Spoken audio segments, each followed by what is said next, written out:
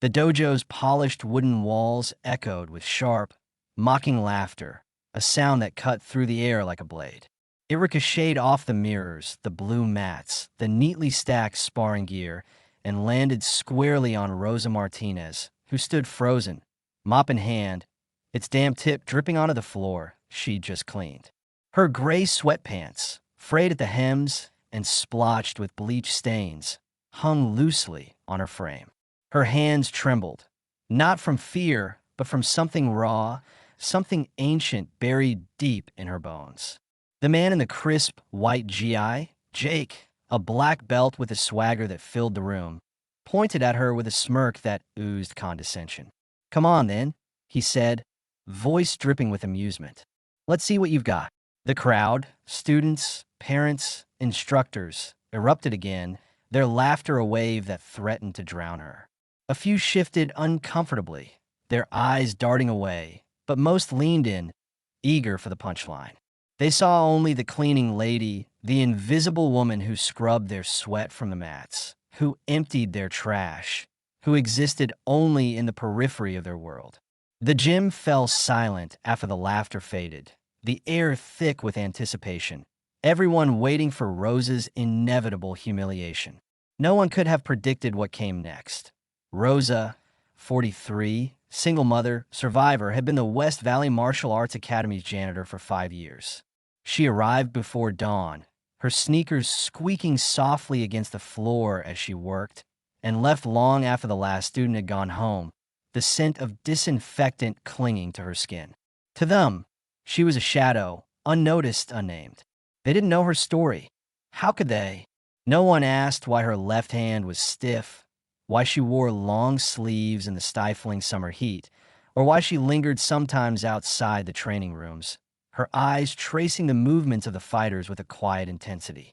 They didn't know that Rosa Martinez had once been a national-level Taekwondo fighter in Mexico, her body a symphony of power and grace, her dreams set on the Olympics.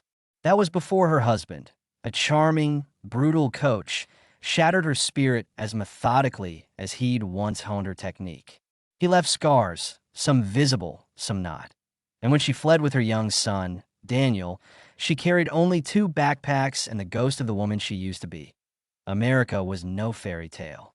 Papers were a labyrinth, jobs a grind, but Rosa endured. She scrubbed houses, washed dishes, and finally landed at the academy, with a familiar rhythm of martial arts felt like a faint echo of her lost dreams. She never spoke of her past. Pity was a weight she refused to carry, and exhaustion left no room for explanations. Instead, she poured herself into her work, her mop tracing silent patterns on the mats, her feet sometimes moving in the ghost of a fighter's stance when she thought no one was watching. Her son, Daniel, now 16, was her light, strong, kind, and fiercely focused, a mirror of the girl she'd been before life broke her. She saved every penny to pay for his classes at the academy, never asking for a favor, never expecting anything but the chance to see him soar.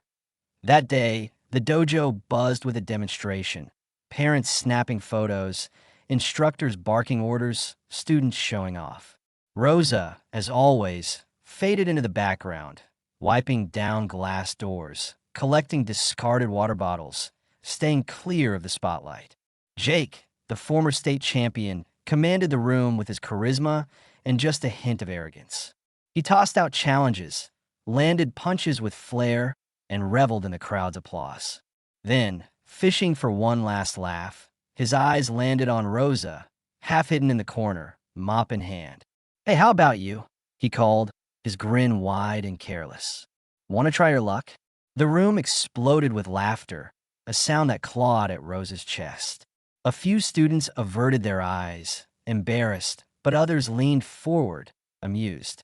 Rosa stood still, her heart pounding, her mop a lifeline she wasn't sure she could let go of.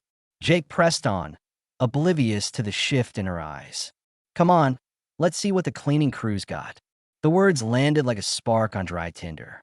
Something in Rosa stirred, not anger, but a quiet, piercing resolve. She set the mop against the wall with deliberate care, her sleeve slipping just enough to reveal the faint, jagged scars on her wrist.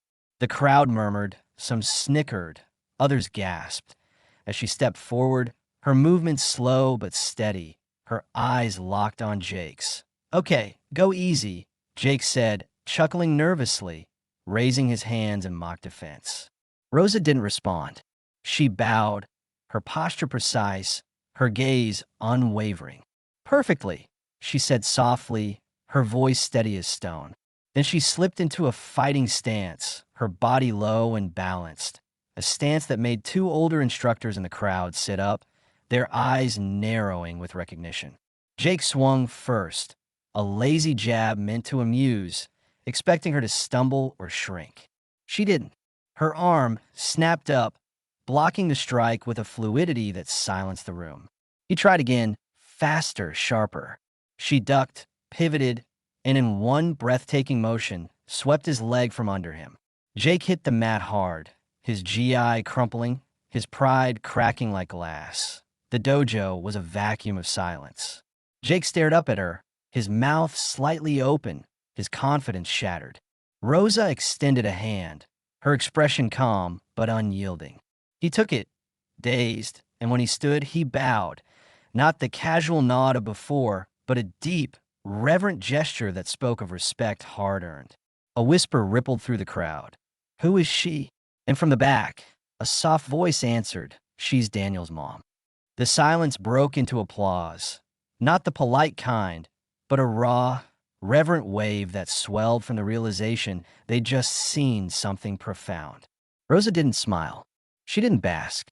She simply stepped back, her hands folding quietly at her sides, her scars hidden again beneath her sleeves. That night, Daniel wrapped his arms around her, his voice thick with awe. "Why didn't you tell me?" he asked, his eyes searching hers. She kissed his forehead, her smile soft but heavy. "Because you didn't need to know who I was to become who you are." The next week, the academy's head instructor, a stoic Korean grandmaster who had watched the demonstration with quiet intensity, approached Rosa. He bowed deeply, his voice warm with reverence. "It would be our honor to have you on the mat again, Senora." They offered her a scholarship, not just for Daniel, but for herself. At first, she refused, her voice heavy with doubt. "I'm too old," she said, "too tired." But Daniel looked at her, his eyes bright with hope, and whispered, "Please, Mama, just once. For you." So she did. She pulled an old, worn Taekwondo belt from a drawer where it had sat for 20 years, its edges frayed, but its strength intact. She tied it around her waist and stepped onto the mat. Not as the cleaning lady, but as Rosa Martinez, the fighter she had always been, buried but never gone. She trained at night alongside her son, their movements a quiet duet of resilience.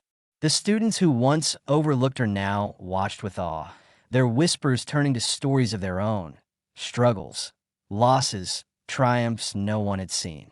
Rosa had given them more than a fight. She'd given them a lens to see the invisible strength in others, in themselves. Her story spread quietly, like a ripple in still water. The dojo became a place where people spoke more openly, where they saw beyond uniforms, beyond roles. Rosa didn't seek the spotlight, but it found her illuminating a woman who had survived in silence and emerged not just whole, but radiant.